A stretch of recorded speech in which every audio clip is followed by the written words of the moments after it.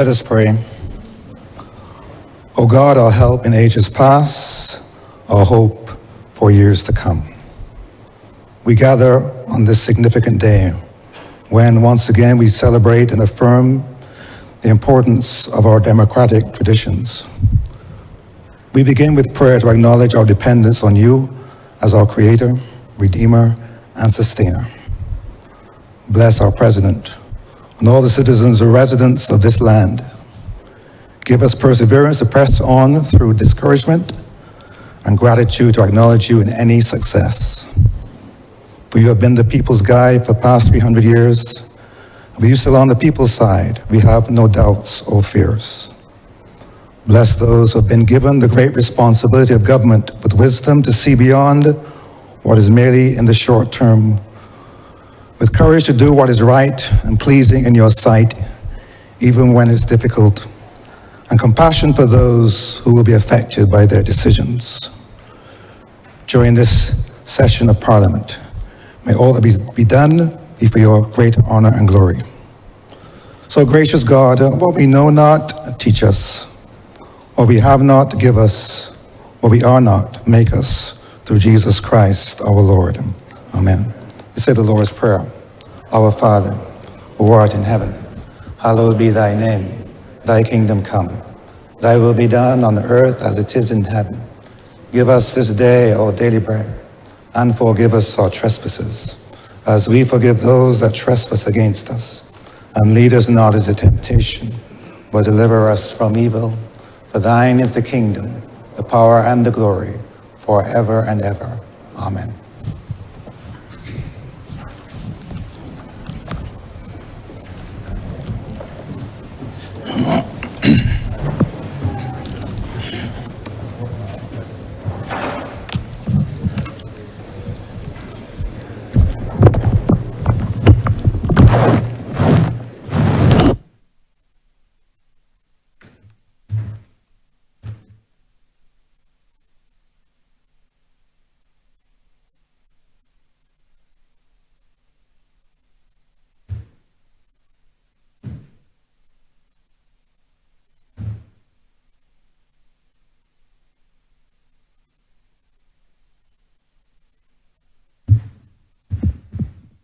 This House is in session.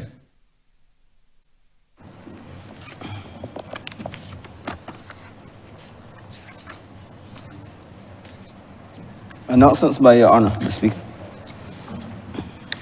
I wish to announce the absence of Senator Christopher Maynard and Her Honor, the Deputy President of the Senate, Elizabeth Thompson. And also that Honourable Member St. George South, the Honourable Dwight Sutherland, will be coming in on Zoom.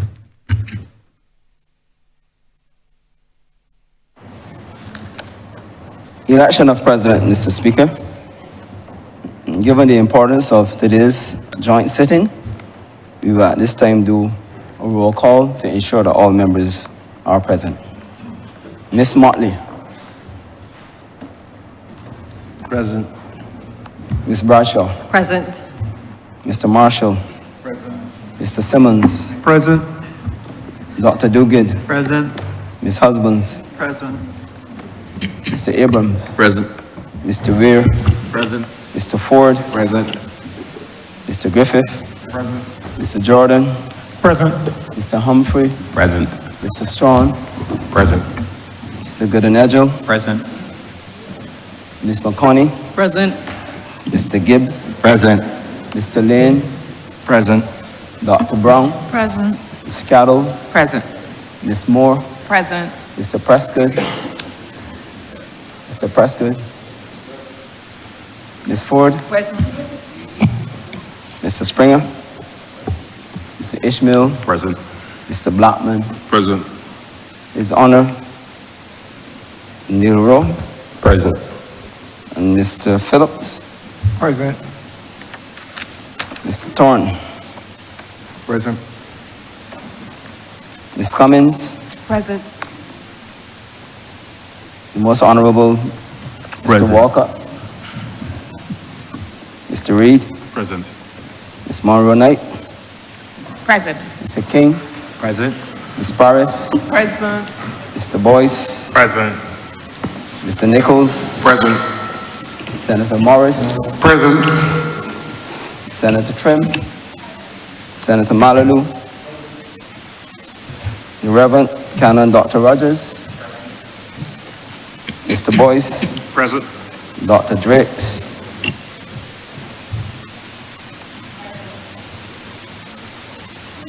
Mr. Nurse, Mr. Walters, and Mr. Warren. Mr. Speaker, I not seeing the Senator Tate and have no indication from her whether she's coming or not.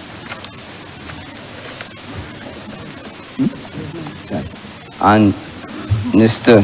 Sutherland, Present, Basil.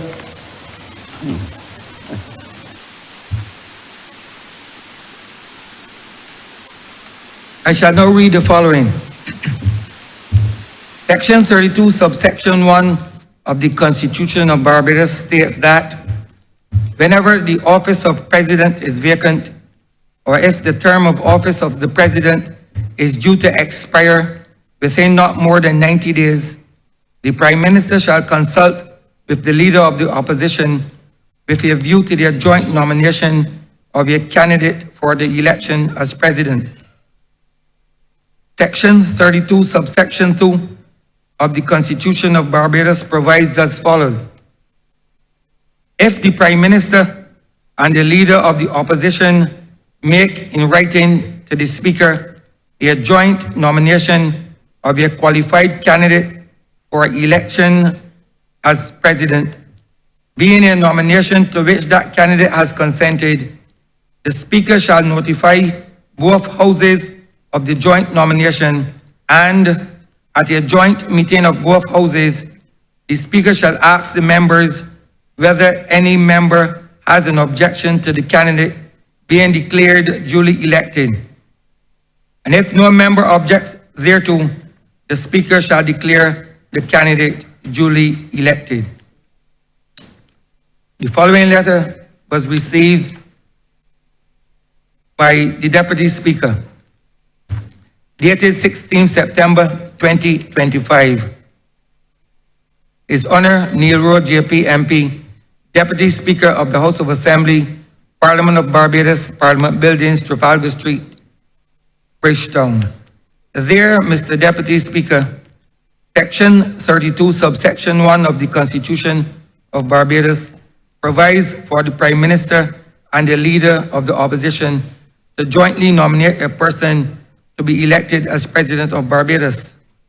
I have the honor to inform you that Lieutenant Colonel the Most Honourable Jeffrey Davison Bostick, FB, MVO, has assented to the proposal to be nominated as President and Head of State of Barbados by myself as Prime Minister and by the Leader of the Opposition, the Honourable Ralph Thorne, KC MP.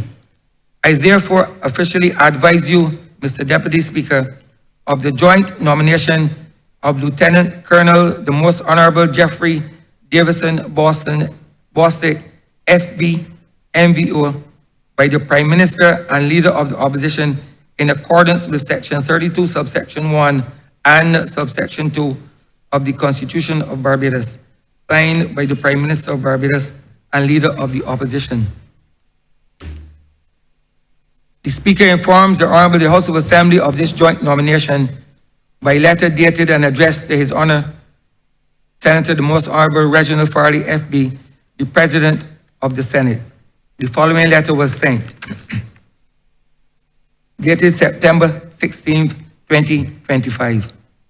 His Honour Senator the Most Honourable Reginald Farley, FB, JP, President of the Senate, Parliament of Barbados, Parliament Buildings, Trafalgar Street, Bridgetown.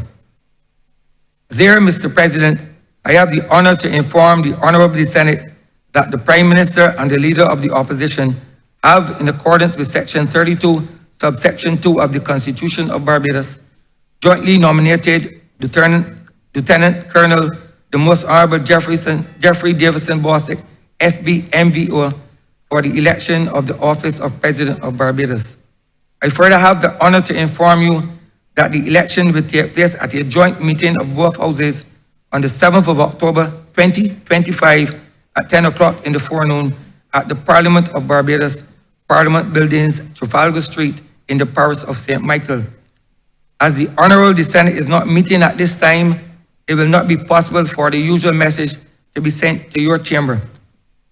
Will you therefore bring the fact of that joint nomination to the attention of senators before that joint meeting and formally to the attention of the Honourable the Senate when next it meets? I have the honour to be yours faithfully, His Honour Neil Rowe, JP MP, Deputy Speaker of the House of Assembly. Section 32, subsection 11. The Speaker shall cause adequate notice of the election of a President to be published in the Gazette, but the period of such notice shall not be more than 21 days following the date of such publication. Section 32, subsection 12. If on the date duly fixed for an election under this section, there is only one candidate, the Speaker shall, at a joint meeting of both houses, if there is no objection from any of the members, declare that candidate duly elected without putting the question to a vote. The following notice is gazetted. SI 2025 number 87, dated 17 September 2025. Constitution of Barbados, election of President notice 2025. The Deputy Speaker, in exercise of the powers conferred on him by Section 32, subsection 11 of the Constitution of Barbados, gives the following notice. 1. This notice may be cited as the election of President notice 2025. 2.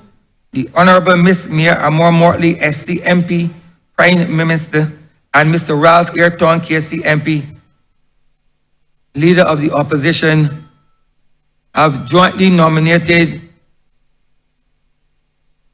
Lieutenant Colonel, the Most Honourable Jeffrey Davison Bostic, FB MVO, for election to the office of President of Barbados.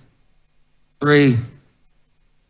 The election will take place at a joint meeting of both houses on the 7th day of October 2025 at 10 o'clock in the forenoon at the Parliament of Barbados, Parliament Buildings, Trafalgar Street, in the parish of St. Michael. Dated, given by the Deputy Speaker this 16th day of September 2025. Signed, Neil Rowe, Deputy Speaker.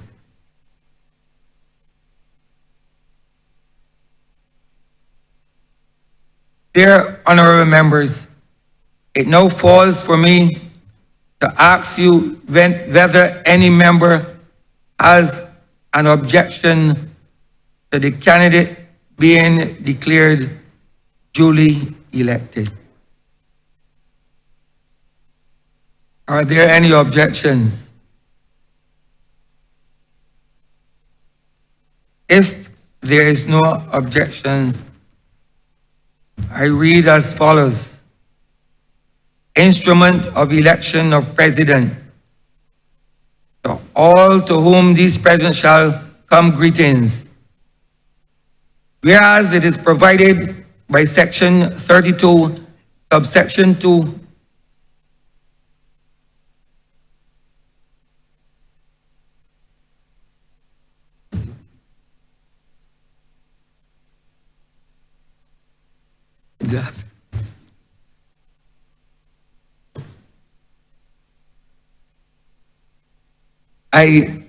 there being no objections, I therefore declare Lieutenant Colonel, the Most Honourable Jeffrey Davison Bostic, FB MVO, as the next President of Barbados.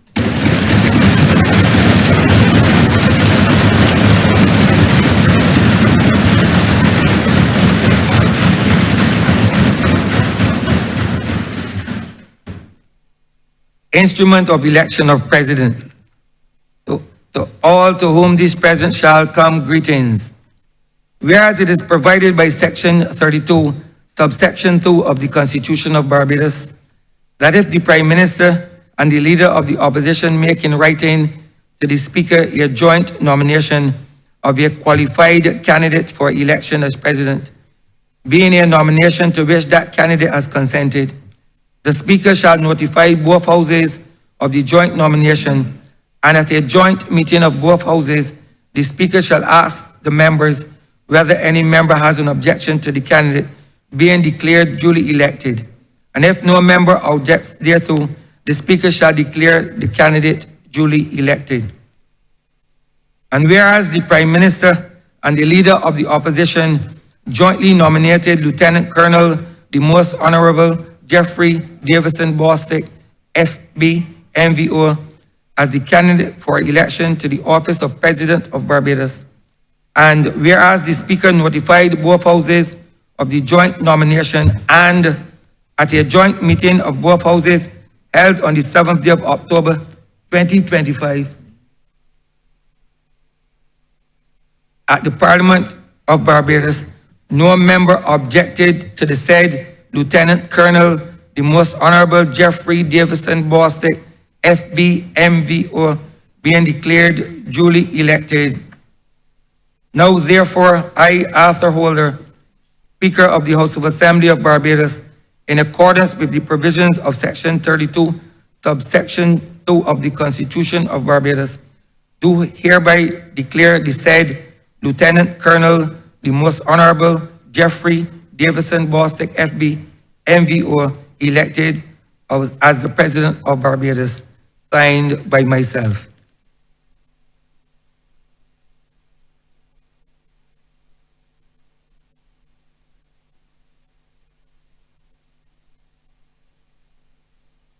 Honourable Leader of the Opposition. Good morning, Your Honor, and colleagues, both of the lower house and the upper house. It is my distinct honor and privilege to speak on behalf of the opposition here and in the Senate, and to speak on behalf of the Democratic Labour Party. Contained within the Christian Bible is Ecclesiastes 3, and more particularly, Ecclesiastes 3:1. And we know that as a verse that captures the entire experience, human experience, of occasion and purpose. And I quote, "To everything there is a season and a time to every purpose under heaven." Verse 3, chapter 3, verse 8,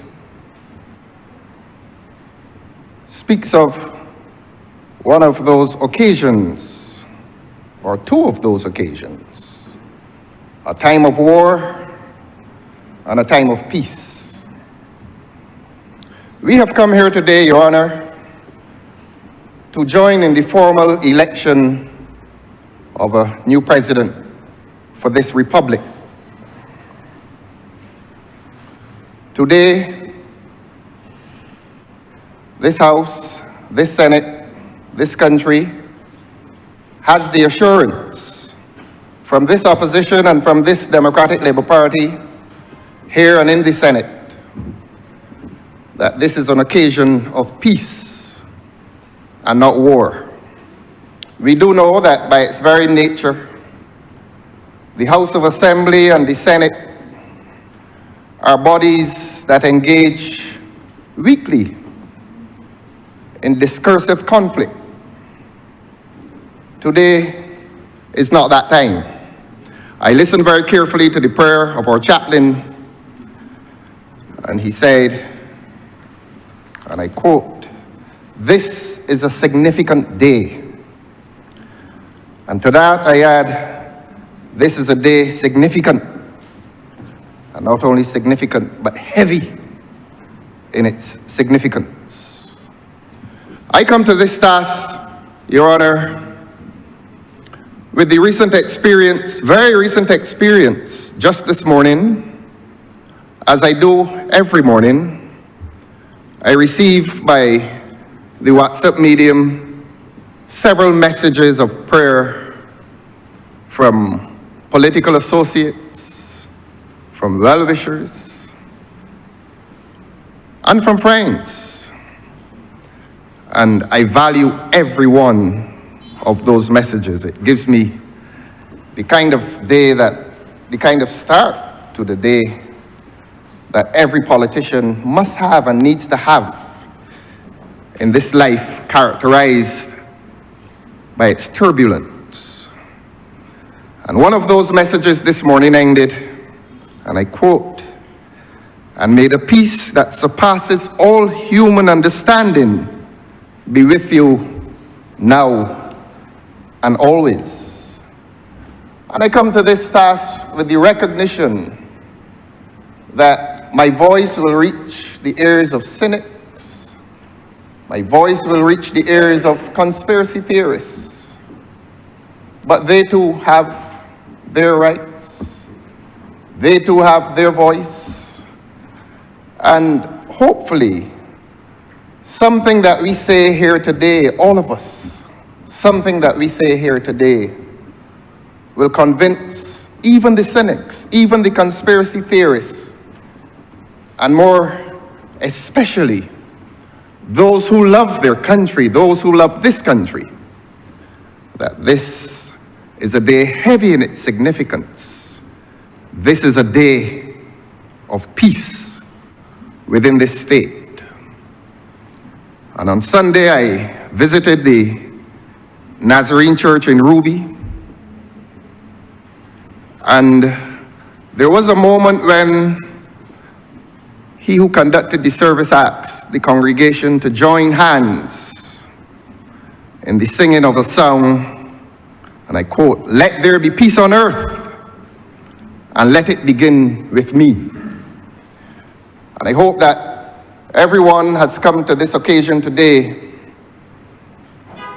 with that purpose, that this will be a day heavy in its significance, a day remarkable for its peace in this place of its characteristic conflict from week to week. And of course, that is a song inspired by the scriptures of Luke 2:14. We come today and we are pleased to join in this formal exercise that brings to this Republic of Barbados a new head of state.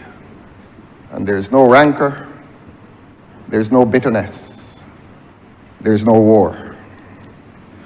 We come in that spirit because we recognize that this is the highest political office in this country, and that the office must not be reduced to political rancor, political disrespect, political bitterness. We are talking about the highest political office in this country. We are talking about the head of state, and respect must flow from every one of us.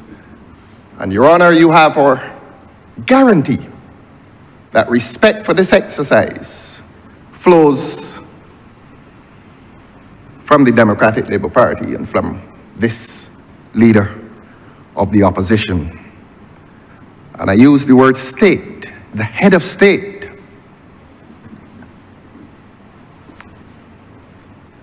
Perhaps we do need to demystify the office briefly.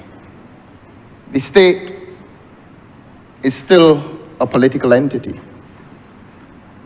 And those who have expectations that it is religious office for which the qualifications are different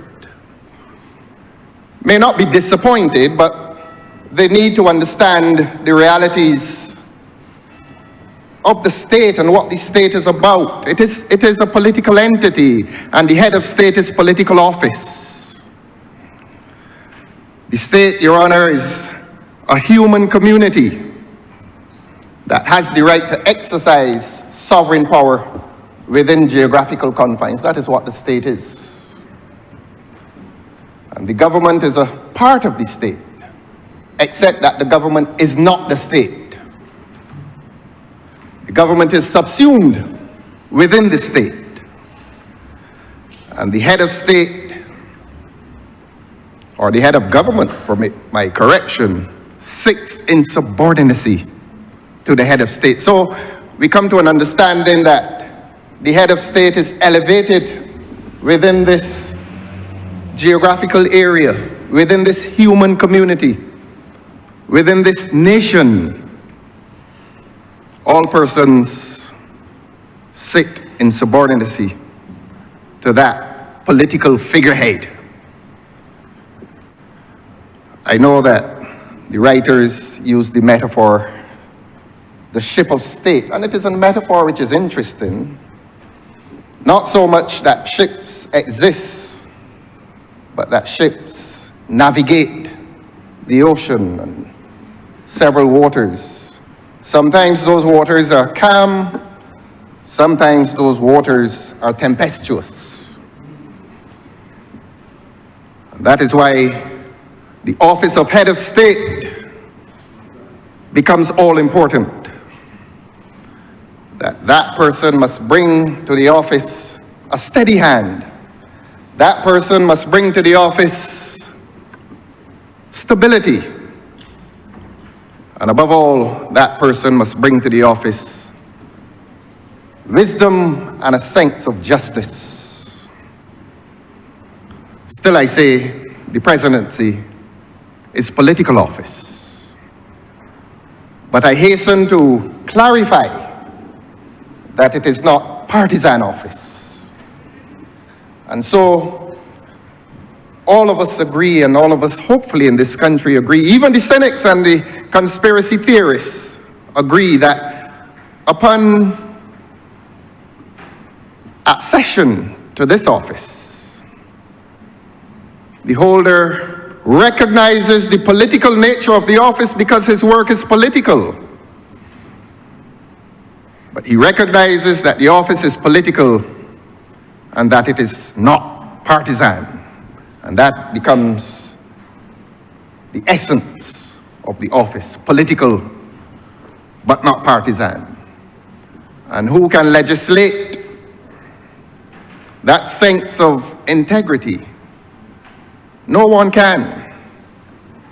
But I want to say, Your Honor, that this side accepts the qualifications in our new president to hold that office. And it does not take courage to say that. We heard the chaplain say this morning that we must have the courage to do what is right. And we in this Democratic Labour Party come today with the conviction that we are doing what is right. That we are doing what is right in the interest of this country. That we are doing what is right in the interest of the future of this country. That we are doing what is right in the interest of order and stability that must attain the affairs of this country, and that the person who holds the office of head of state must remain stable, must have a sense of order, and must occupy that office with a sense of justice. That is our hope, and that is our prayer, that this and these qualities will characterize the holder of that office, that there will be wisdom and maturity, and that it will not be a challenge. And it is not that we love our parties less, but that we love our country more. And that this state of Barbados, will enjoy the kind of future for which we all hope. A future of order, a future of stability, a future of prosperity. And that is our hope, and that is our prayer. Long may the state of Barbados live. Long may the new president live. He has the best wishes of this opposition. He has the best wishes of this Democratic Labour Party. Your Honor, I'm obliged to you.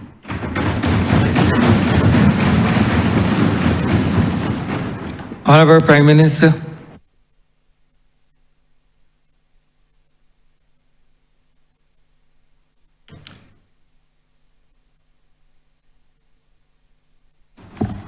Thank you very much, Mr. Speaker.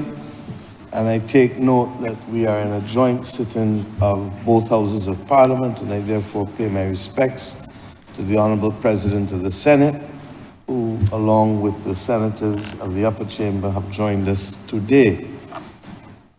Mr. President of the Senate and Mr. Speaker of the House, honourable members of the House of Assembly, honourable members of the Senate, I rise today with profound honor and solemn purpose in this august chamber to praise the members of both houses for the confirmation of Lieutenant Colonel the Most Honourable Jeffrey Davidson Bostic, FB MVO.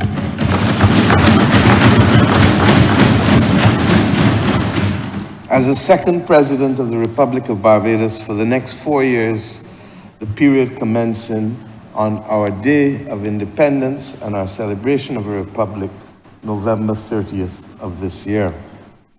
I'd like at the outset to thank the Honourable Leader of the Opposition for his agreeing to allow the dignity of this office, this high office of state, to be preserved for the benefit of not just the state and the Republic of Barbados, but more importantly, for our citizens, for our young people, to send the very clear signal that Barbados comes first, and that irrespective of whatever may separate us in this country, there are matters upon which we can unite as Bajans. I thank him for his agreeing to this joint nomination, and I do not take it for granted.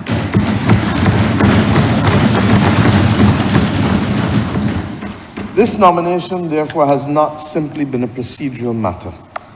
It has been a momentous occasion that will shape the character and direction of our young republic.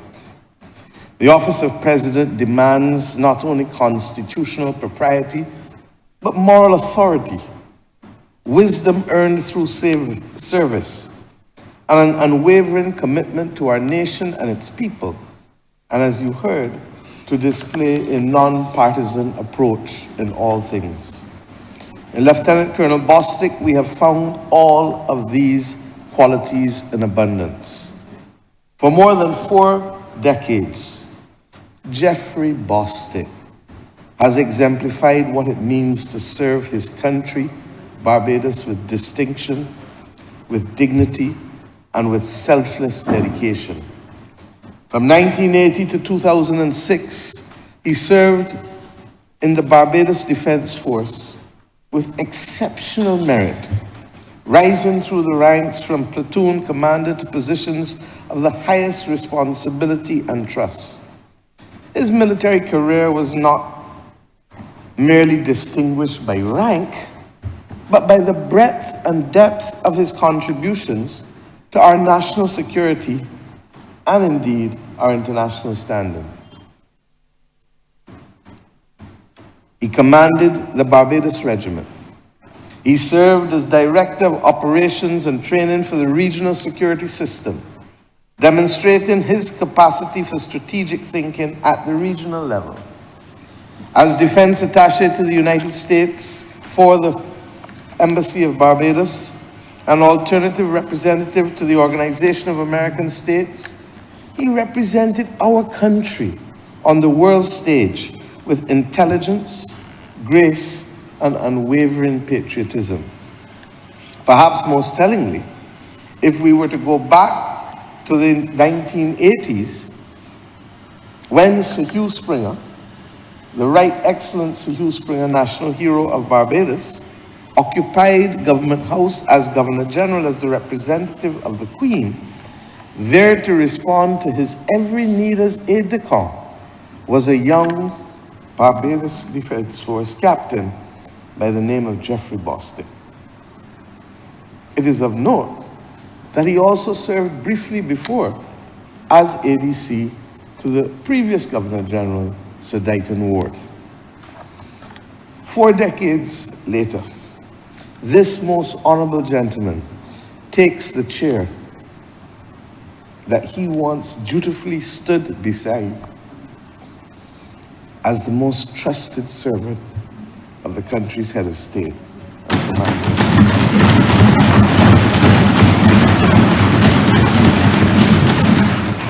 He also served as equerry to the late Queen Elizabeth II during one of her visits to Barbados, a position that demanded not only professional competence, but impeccable character and judgment. And yet, Mr. Speaker, Mr. President, Lieutenant Colonel Bostic's qualifications extend far beyond military excellence. He is a man of formidable intellect and continuous learning. He holds a Bachelor of Arts with honors in Caribbean and Latin American Studies from the University of the West Indies, Cave Hill campus.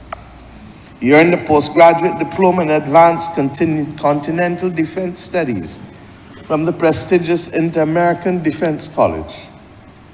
He has studied at the National War College and the Industrial College of the Armed Forces in the United States, immersing himself in the complex strategic challenges facing the Americas.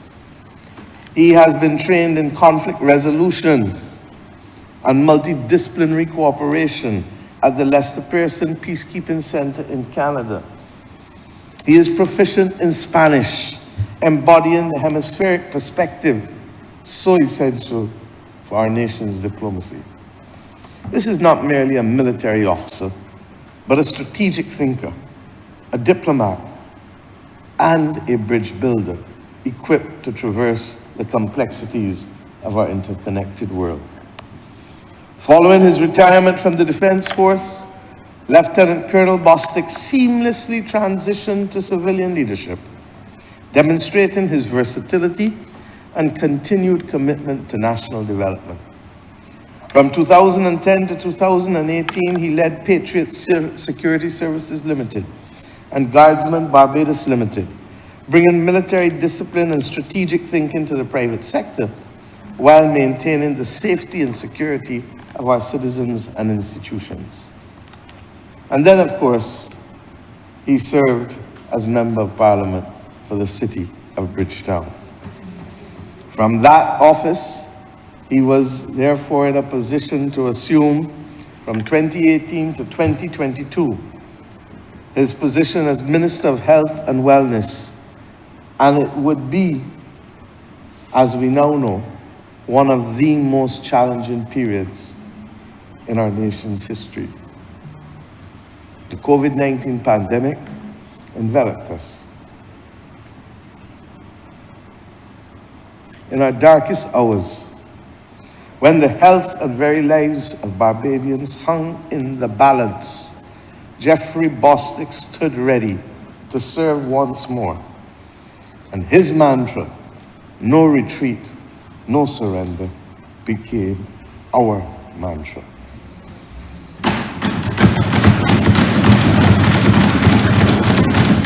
Interestingly enough, this is also the title of the book that he has subsequently penned.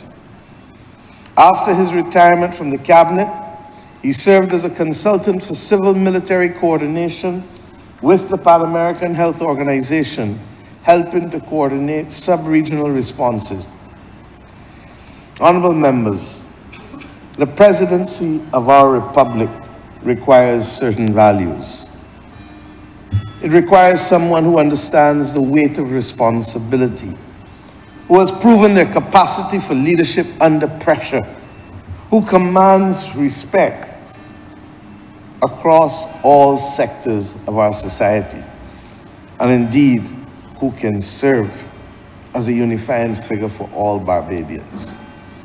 I am satisfied that this office must always be able to bring together all in this country for the benefit of the Republic. It requires the office someone who has an international perspective, for we do not live on this earth alone. It requires someone who can represent us with dignity and with authority outside of these shores. It requires someone who understands both the obligations of command and the necessity of service. It requires someone with moral authority that comes only from a lifetime of putting nation and community before self. I believe that Jeffrey Bostic possesses all of these qualities. His record speaks eloquently: multidisciplinary coordination, policy development and implementation, strategic planning, and proven leadership. He is described, even in his own words, as self-motivated, dedicated, people-oriented, as all of us know, with strong relationship-building skills and a proven track record for meeting deadlines and exceeding goals. But more importantly, those who have served alongside him testify to his integrity, his wisdom, and his deep love of his country. I note the comments from all quarters of this country upon the notice that there had been a joint nomination for him to be placed before this Honourable Parliament. And those words coming from every quarter of this country speaks volumes. As we continue to build our republic, we need a president, as I've said, who embodies both continuity and progress. Someone rooted in our best traditions while open to our evolving future. Lieutenant Colonel Bostic's career has been a testament to bridge building between military and civilian leadership, between national and regional security, between Barbados and the wider world, between different generations of Bajans who have all benefited from his service. Whether sitting on the steps in Chapman's in Emerton Lane, or whether sitting in the Parliament, or whether sitting in the previous role that he had at State House, Government House, or in the Barbados Defence Force headquarters. At 64 years of age, he brings maturity and experience, but yet, if you know him, he retains the energy and the vision necessary for the responsibilities ahead. His decorations, the designation of Freedom of Barbados, and the member of the Royal Victorian Order reflect recognition of his exceptional service at the highest levels. Honourable members, there are moments in the life of a nation when the right person emerges at precisely the right time. This is such a moment, and Lieutenant Colonel Jeffrey Davidson Bostic is such a person.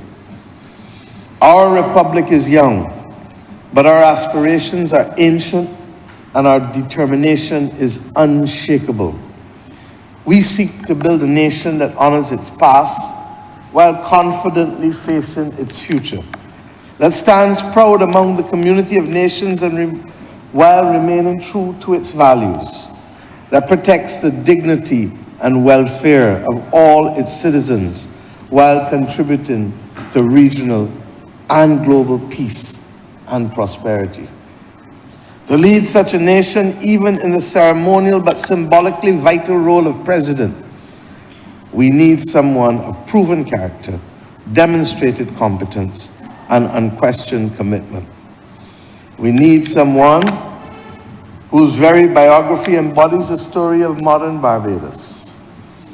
From, shall I say, up and on, the Commonwealth Of course, School. Prime Minister, of course. Of course, Prime I Minister. know that you would have intervened at that point, sir.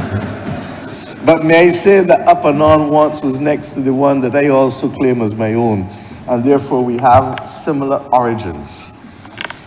He moved from Commonwealth School to the Royal Military Academy at Sandhurst, from the jungles of Panama to the halls of the Organization of American States, from the parade grounds of St. Anne's Fort to the Ministry of Health during a pandemic, and with the unique ability to call upon his previous colleagues to assist him in lifting the heavy weight, for as I always say, many hands make light work. But Mr. Speaker and Mr. President, from the narrow streets of Chapman Lane to the gravitas of State House, Jeffrey Davidson Bostic's journey is the embodiment of our Republic's promise. We chose the Republic so that any little boy and any little girl can aspire,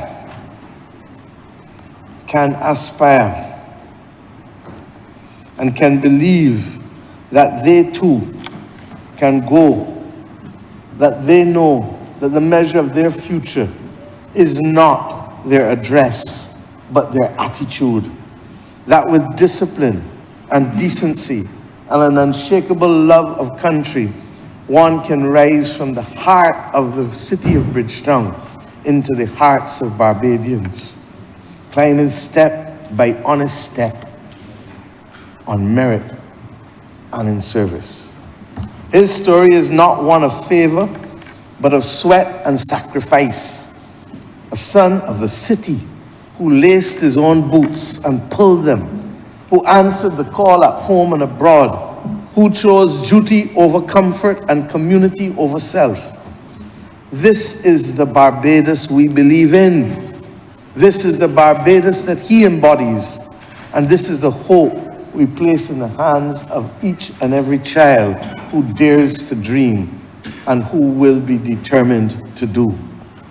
To the young men of this country, I say to you, let Jeffrey Bostic be your compass. He walked through every door that Barbados opened, and he turned every opportunity into duty. He did not walk alone.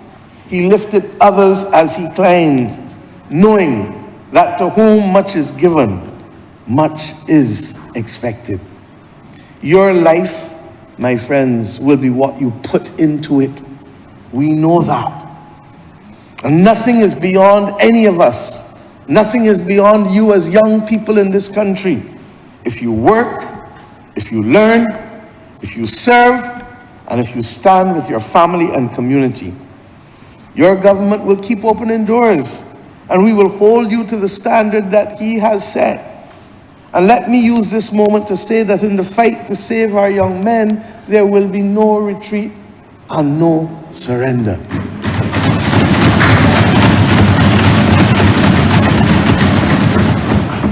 Therefore, Mr. President of the Senate and Mr. Speaker of the House, honorable members of both chambers, I am placing on record my wholehearted endorsement of Lieutenant Colonel Jeffrey Davidson Bostic, FB MVO, as the second President of the Republic of Barbados. In doing so, we do not simply fill an office. We make a statement about who we are and who we aspire to be as a nation, what we value and what we are prepared to stand by. We affirm that service matters. We affirm that character matters. We affirm that experience, wisdom, and integrity matter. We affirm that in times of both challenge and opportunity, Barbados can call upon its citizens of the highest caliber who will answer that call with humility and determination. Lieutenant Colonel Bostic has served his nation in times of peace and in times of crisis, in uniform and in civilian dress, at home and abroad, in youth and in maturity. He has earned the trust of his fellow citizens and the respect of the international community. He has demonstrated time and again his capacity for leadership, his commitment to excellence, and his love for Barbados. I therefore can think of no one better suited to stand as the embodiment of our republic, to represent all Barbadians with dignity and grace, with courage and compassion, and to help guide our young nation and our young people through the opportunities and challenges that lie ahead.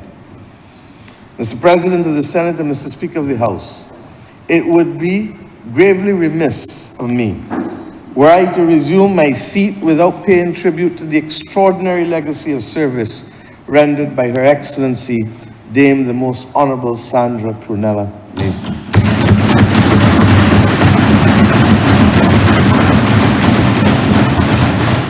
I thank you for your applause at that point, but I have now to say freedom of Barbados. She was our nation's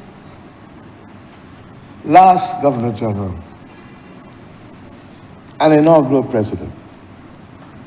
She too stood as an example to our young girls as to what is possible with determination and grit, with grace and compassion. The grace, dignity, and distinction with which she discharged her office, the solemn duties of head of state, shall be indelibly inscribed in the chronicles of our history. We extend our profound gratitude for the elegance, propriety, and noble bearing she brought to the office of president. We are deeply indebted to her family for their generosity in sharing her talents with the nation. Our first president shall forever occupy a place of honor and affection in our collective memory.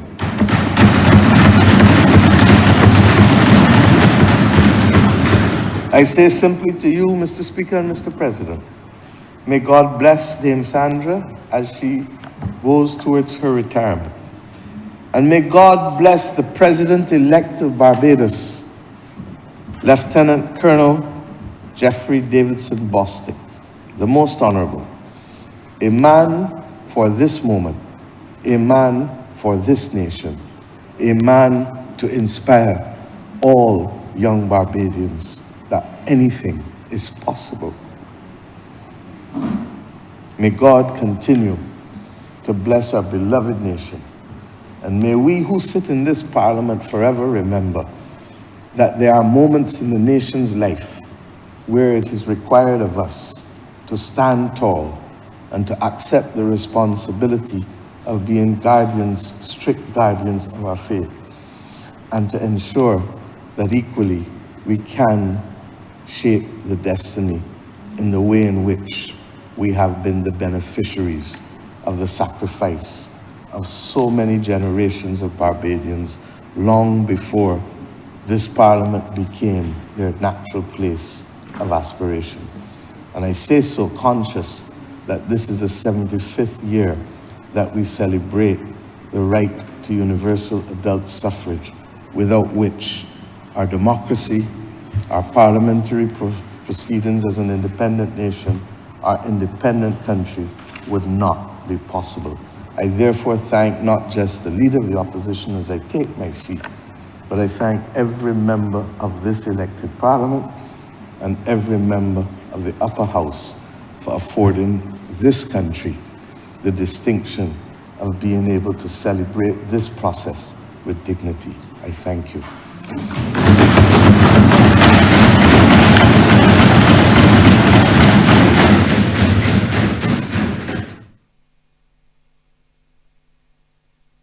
Before we adjourn these honorable chambers, I wish to acknowledge the presence of parliamentarians from Canada, parliamentarians from Gibraltar, the Honourable Speaker of the House of Assembly of St. Lucia, Claudius Francis, the Honourable Speaker from Dominica, Joseph Isaac, the Clerk of the Parliament of St. Lucia, who are here, all here attending the 60th CPC being hosted by the branch of Barbados.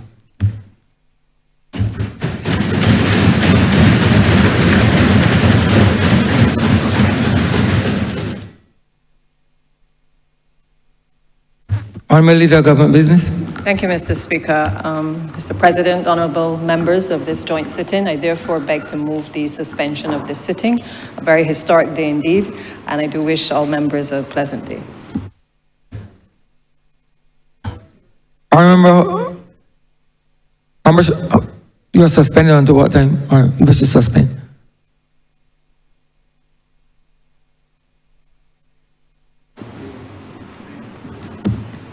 I'd like to move the suspension until 11:30. The question is that this honourable chamber be suspended until 11:30 a.m. All those honourable members in favour, please say aye. Those against, please say no. We think the ayes have it. This honourable chamber stands suspended until 11:30 a.m.